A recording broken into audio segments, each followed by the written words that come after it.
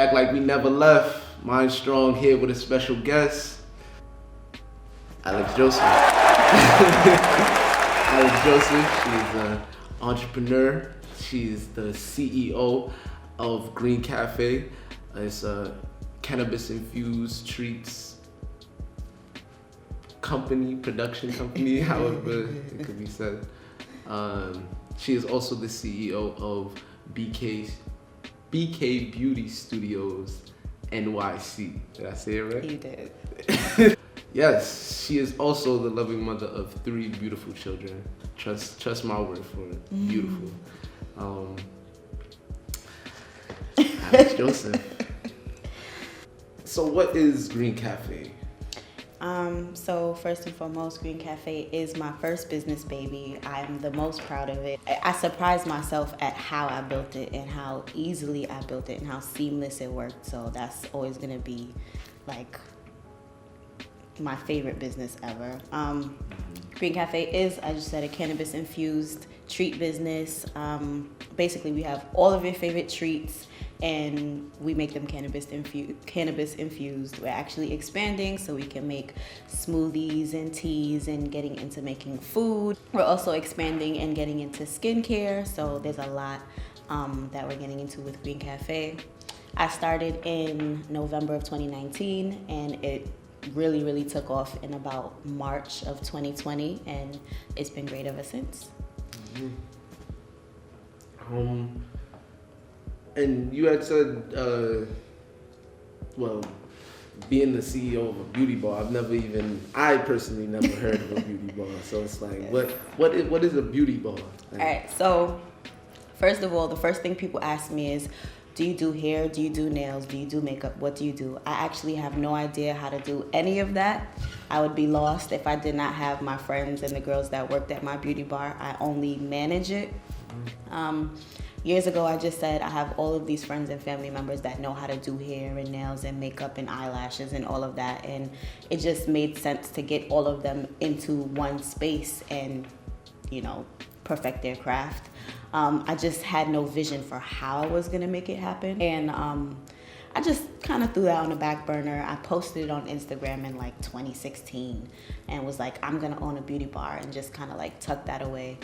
I was really hesitant because I live in New York City and rental properties are expensive, storefronts are expensive, and that was kind of blocking me from the bigger picture of ever owning or renting a beauty bar, which is basically just one communal space for a girl to get anything done. It's a one-stop shop. So you can come, Valentine's Day is coming up, you can come get your nails done, hair done, makeup done, eyelashes done. When the girls aren't working, I do actually use this space for events. I threw my daughter's first birthday party there. So it is a multi-use space. But now that we have more and more people working at the shop, it's more geared towards just being a beauty studio. So back to wanting to find a rental space and being hesitant about that, I recently moved into a new building with my family. We were one of the first families that moved into the building, and with just exploring the building, we went downstairs and we saw all these like just open rooms that they had downstairs that said like storage on them. Weeks went by, months went by, and these rooms were empty. Nobody was using them for storage, and I just happened to reach out to my landlord like, what are we doing with this space? Could I potentially use it? Could I potentially rent it? He spoke to his people, got back to me. He said yes, and that's how BK Beauty Studios was birthed. So it's kind of like a rented suite. When we first started, it was nothing in there. It was an empty room with concrete on the floor. I actually have a COO who I could not have done any of this without. Shout out to Brianna. She helped me. We went to Home Depot on our own, got the flooring, we did the floors, we painted. Well, right above Alex's head, you Exactly. should see the at name for Brianna. Yeah, She shout does outs to hair her. and all She that. does hair and she's amazing. So we did everything from scratch. We bought all of our stations, we decorated, and how it looked then to how it looks now. Every time I walk into there, I'm just like amazed that we birthed this and planned this, and now it's an actual running beauty bar. So that's great. What makes your beauty bar unique, would you say? So one thing that I noticed I wasn't seeing a lot. What I was seeing a lot were new artists and new techs that were working out of their house, especially now due to COVID. A lot of people this generation is so motivated. When you say techs, what do you mean? Nail techs, like nail technicians working out of their house. This generation is so motivated to, perfect their craft and to get clients and to make it work anywhere. So these girls are working out of their living room. These girls are working out of a room in their house. And I noticed that they would be hesitant to charge what they're worth because they were working out of their home. And that kind of inspired me to give them a space to be able to charge what they're worth and have a really nice environment for their clients to come. So, what was the question you asked me? What makes it unique? Oh, okay. So that was a great description. That was leading of to what makes right. it unique. Like a lot of Right. people don't think of it like that, even in the sense of, there's little kids that aren't in school right now. Let me give them a way of not being out, or not even to say not being outside, but giving them something to do. Right, you know exactly. I mean? Like, I don't mind is blind. You know what I mean? Exactly. One thing, my little cousin, she does nails and she's amazing. She's the only one that I let do my nails. Shout out to Asia.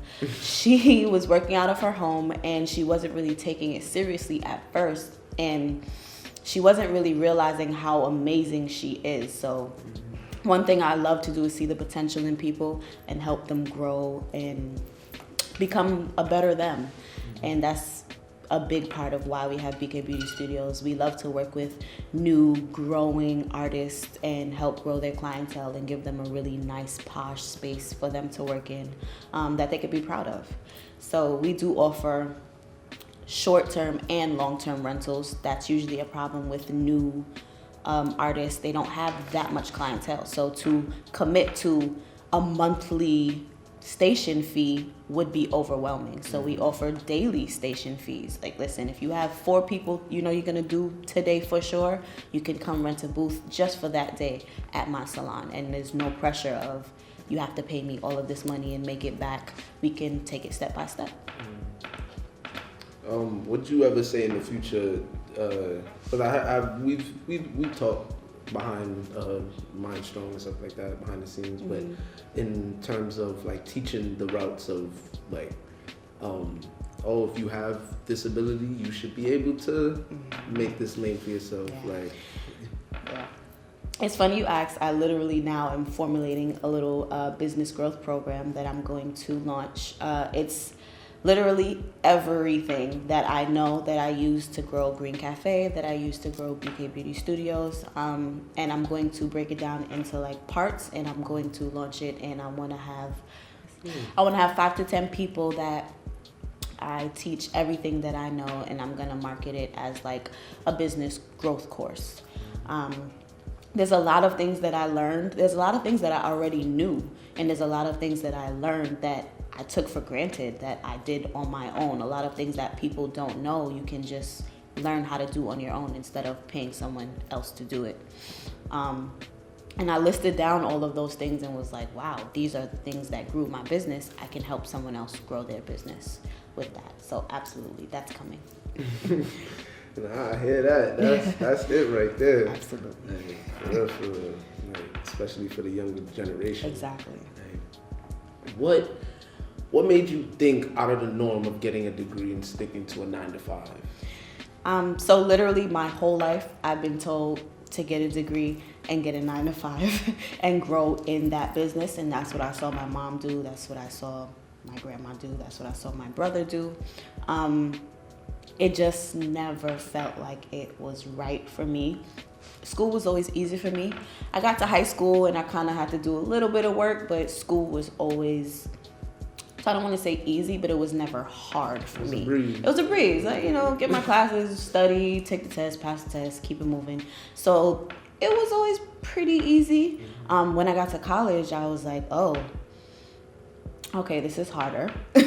College courses were a lot more hard. And the teachers were not on you they're not reminding you to do this and that. They're not reminding you to study. They're not reminding you that you have this assignment to send in by 12. They're like, this is what you have to do. If you choose to do it, it's up to you.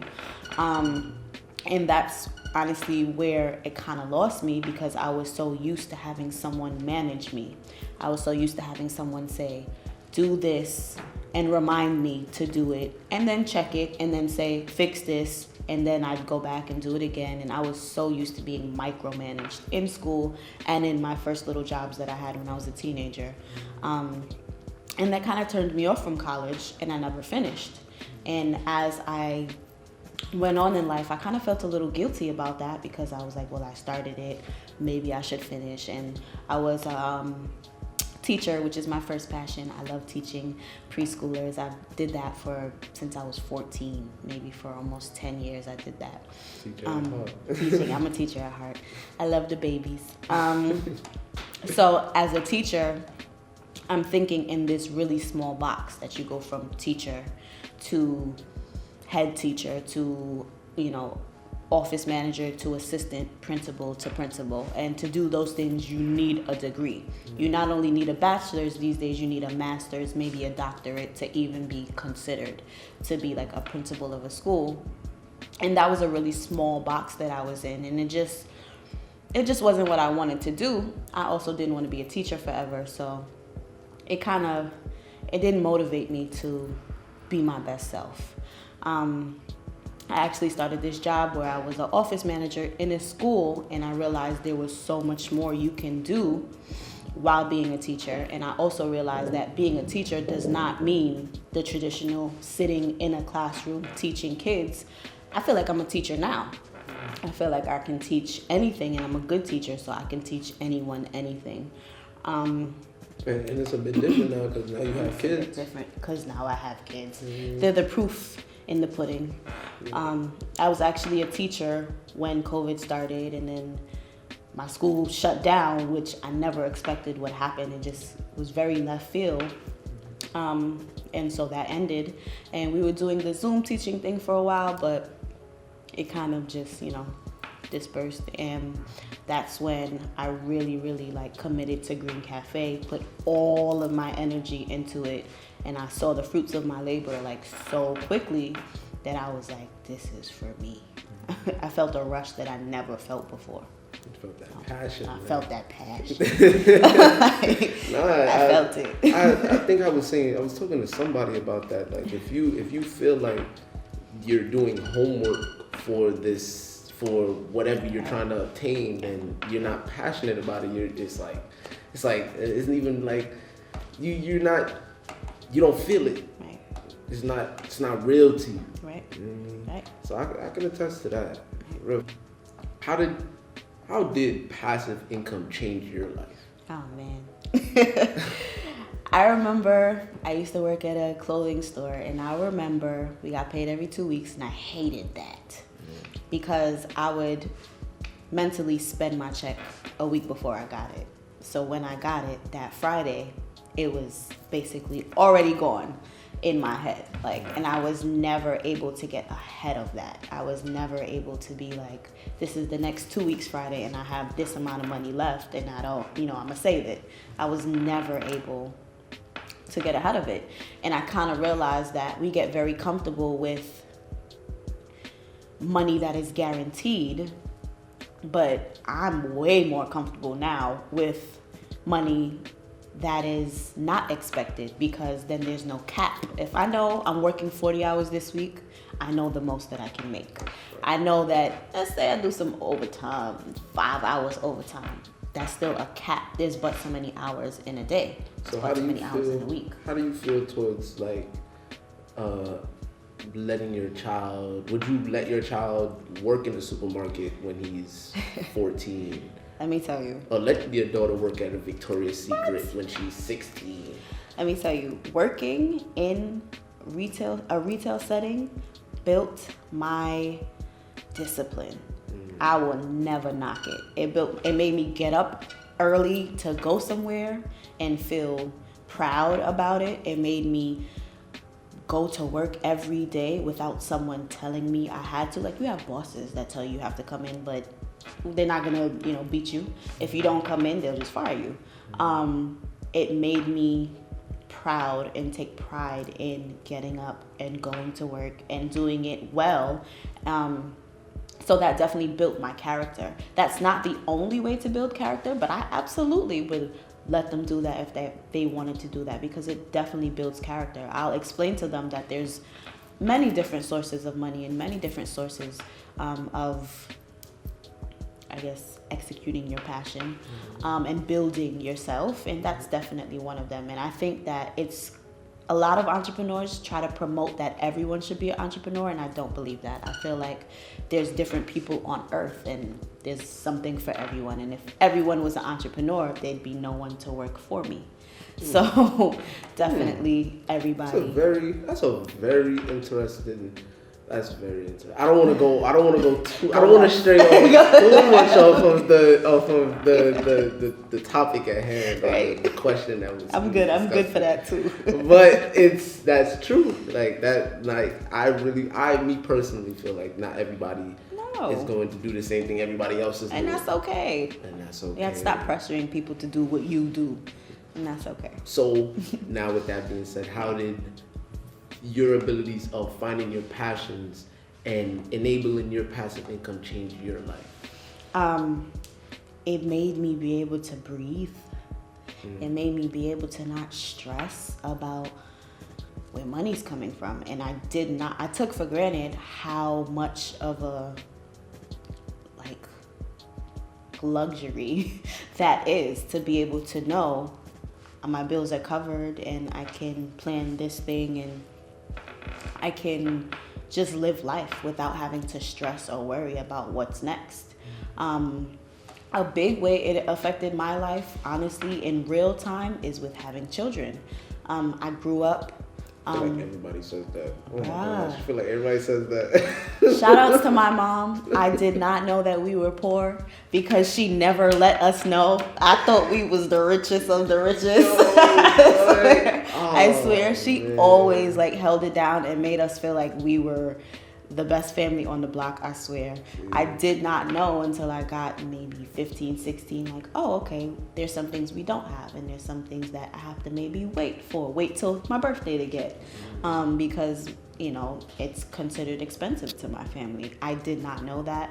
So in my head, I always thought, well, I'm gonna have this amount of kids because I could not see bigger than that picture of being able to. People always say kids are expensive and they take a lot, and think about their college fund from when they're born.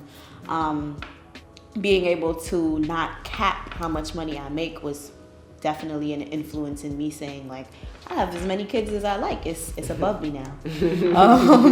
Because we can take care of them and I know how to teach them to generate generational wealth, and I can really say we're good. That means a lot to me. That means that definitely meant a lot when I named them. I didn't give them generic names because I knew that they'll have resumes, and if they ever want to apply for a job, they can, and their how I raised them would speak for itself. So their names didn't matter. I knew that we'd always have generational wealth and they'd be able to do whatever it is that they wanted to do. So that definitely affected my real life and my kids. So the passive income enabled your next generation to be able to do what they want. It took me out of that box of being stressed.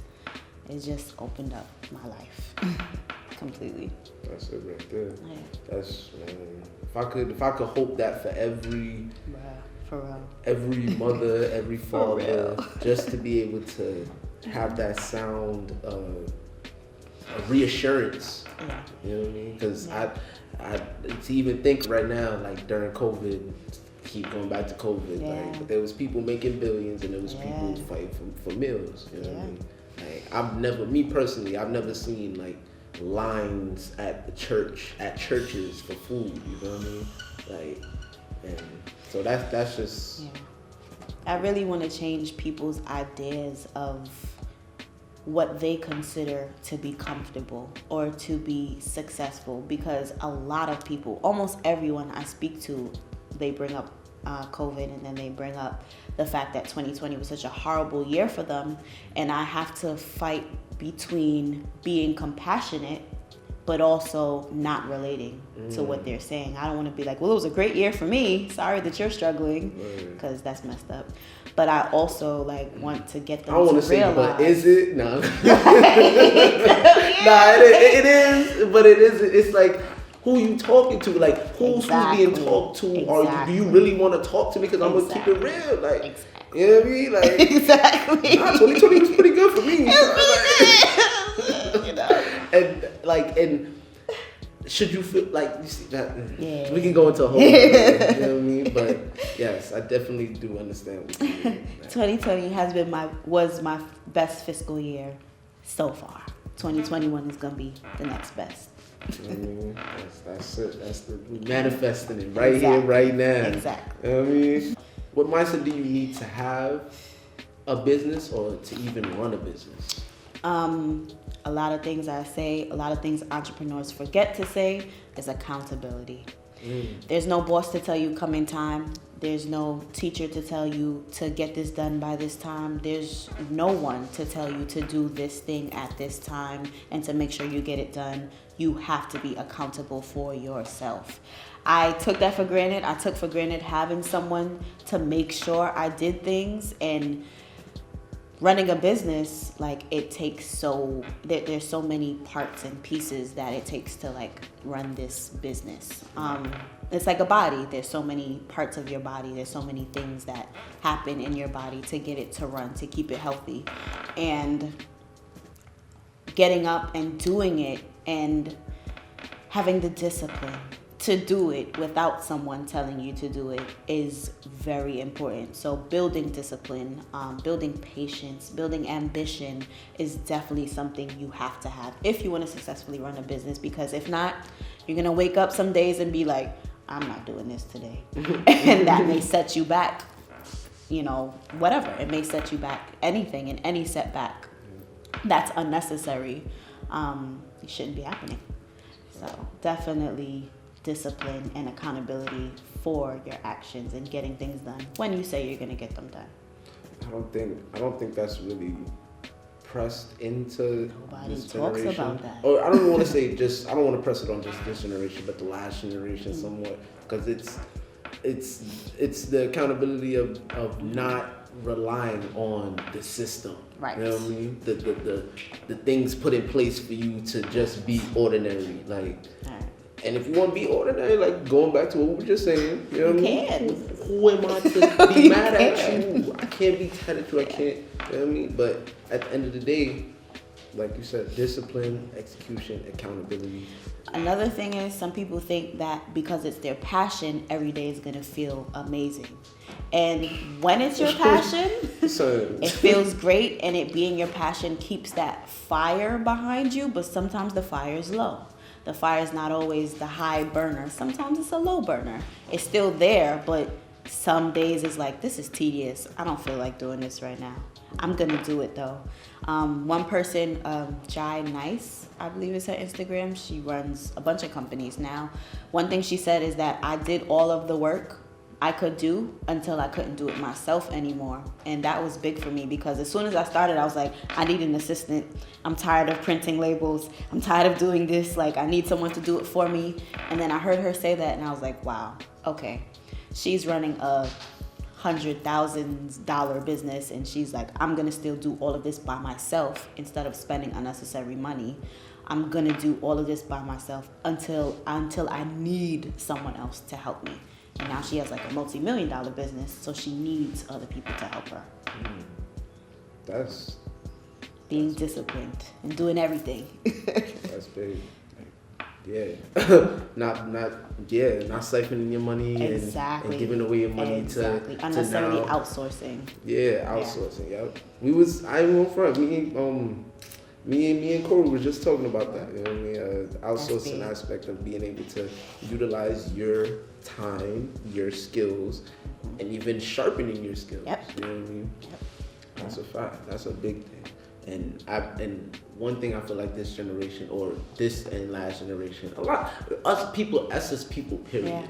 we take for granted like, even like running water. You know what I mean? Like you take certain things for granted, like it's always gonna be there. Or if you cut off the Wi-Fi, what we gonna do? What are we gonna right do? now? Right now. How we gonna live? How we gonna eat? How we gonna communicate? How we gonna talk? Like, what? Yo, so I was looking up something. The blackout of. Ah man. What I was wouldn't it? think about that. Oh my gosh, man! There was people walking in the streets. They were walking aimlessly. Mind you, it was the time when there was no phone. There was no. And I'm looking at this thing like, yo, like so. Going back to the discipline aspect of not being so easily swayed to. Oh no, I'm Gucci. I'm Gucci. I don't need none of that. Like, nah, stay your course. If you want to get brocky, you need to get brocky. Like, if you need to lose weight, you need to lose weight. And if you feel like you want to lose, that's up to you in that moment. You know what I mean? Like, I have this thing on Mindstong called fuck motivation. You either want it or you don't. You feel me? Either want it or you don't. Instant gratification is a huge thing with this generation. Instant It even affects me every single day. When things don't happen in the moment that I do it, I get very frustrated. So I'm teaching myself to like patience. Like, girl, relax. Let the plant grow. So that's definitely something as a business owner you need to learn. Instant gratification is not always. Sometimes, you know what happens? Because when you manifest, sometimes it's like this. Sometimes it takes a while. And we need to be able to be patient and, you know, let things happen. Instant gratification. Ooh, child. Yeah. Ooh, child. And I feel like as us, as being younger, you know what I mean? We're not our parents. No. So in the same instance, like we have different accessibilities. We know the world is our oyster. Yep. They were limited to what they saw. You know what I mean? And it's grand, it is cool, but we got to be able to see like with hard work comes the mansions and the boats and the money, and when you get that, you may not even want it. Yeah. You know what I mean? Yeah. So be careful what you wish for. How important do you feel it is for Black women to be owners or to have ownership? So definitely being caught in between being in this new generation and being taught and raised by older women. My mom is 30 years older than me. Her mom is, I believe, 30 years older than her. So these were the women that raised me and gave me my like foundation as I was growing up. And also being in this generation, which is very new.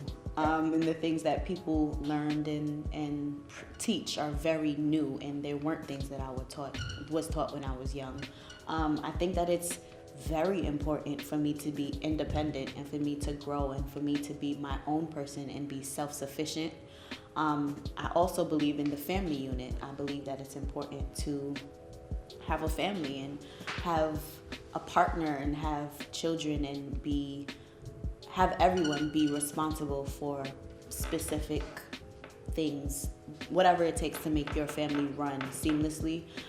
So I think that it's very important as a Black woman to own and to be independent. I also believe that as a Black family in general, it's something that we need to speak to our men about. There's something that we need to speak to our children about, because I believe Black women are like the biggest percentage of like business owners right now, and that's amazing. I want Black men to be a huge percentage of business owners right now. I want Black children to be a huge percentage of business owners right now, with YouTube, with doing nails and doing hair. I see that like children are getting younger and younger, wanting to own businesses. Like my son asks me all the time, how do businesses work? How do you get things and how do you sell them for more than what you paid for it? How does that work? And he's 10 and already wants to learn about that. At 15, I feel like he's going to be unstoppable. So starting the conversation from now. So I think it's very important for Black women, but I think it's even more important for Black families. I think it's a whole nother conversation of, you know, people wanting to separate Black families and people wanting to separate Black women from their families, and teach them that they have to be independent and by themselves and do it on their own. And Like, I got help. Like, Alex, I got it out the mud, but I got help, and I don't take my help for granted. Yo, if you would agree to be on another episode, we can definitely talk about them topics right there, so you see me? Like, alright, but you know what I mean? It's another show. Another, you know what I mean? Yeah. But whatever. If you could go back 15 years into the past, what would you tell your younger self? So, I'm about to be 28, so 15 years ago, I'd have been 13. 13. That's just about to start high school. All right. First of all, no one else's opinion matters. That's something I say a lot, and I try to not sound like an a-hole when I say it, but that is honestly what drives me. As long as you have good intentions and you're listening to your inner mind that's telling you and moving you forward, no one else's opinion matters. High school is going to be over, and it's not going to matter anymore afterward at all. When you're in high school, it feels like that's your life forever. And also, just stop worrying so much. Be young. Enjoy being young. Learn yourself. Learn what you like, what you don't like. You know, grow your craft. Like, perfect your craft. Find out what your passion is. Focus on yourself. Don't think about anyone else and how to impress other people. And just be yourself and grow with that. Definitely. That's most important. All this other stuff people try to tell you is important. It's not important at all. At all. A lot of things I wanted then that I can have now, they mean nothing to me now at all. So definitely just focus on what's important, and that's yourself.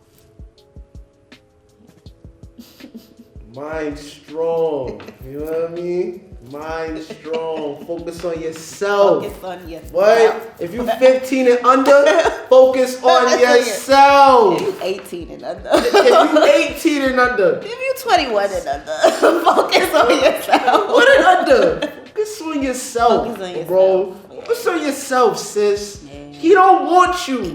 She don't want you. You see, yo, son, your job is waiting for you. Like, son, get your mind right, man. Get your mind right. Mind strong. We here, we live. This is episode 2, and we out.